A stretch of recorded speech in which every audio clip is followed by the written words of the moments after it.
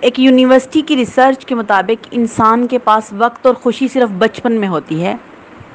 اس کی وجہ تجسس اور محدود خواہشات ہوتی ہیں۔ انسان کے لیے بچپن میں ہر چیز نئی ہوتی ہے اور یہ ہر چیز کو بڑے غور اور توجہ سے دیکھتا ہے، اور غور اور توجہ وقت کی رفتار کو سست کر دیتی ہیں۔ بچپن میں ہر بچہ بندر کے تماشے کے لیے رک جاتا ہے، جبکہ بڑے توجہ دیے بغیر اس کے قریب سے گزر جاتے ہیں۔ بچے کا یہ رکنا وقت کی رفتار کو آہستہ کر دیتا ہے۔ ہم آج بھی جب کوئی نئی چیز، نئی جگہ یا نیا مقام دیکھتے ہیں تو ہمارے وقت کی سپیڈ کم ہو جاتی ہے، کیونکہ حیرت اور تجسس ہمارے وقت کے پاؤں پکڑ لیتا ہے۔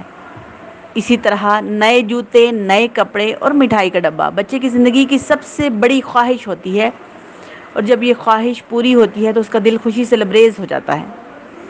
لیکن جب ہم بڑے ہو جاتے ہیں تو ہماری خواہشوں کی فہرست مریخ تک پہنچ جاتی ہے۔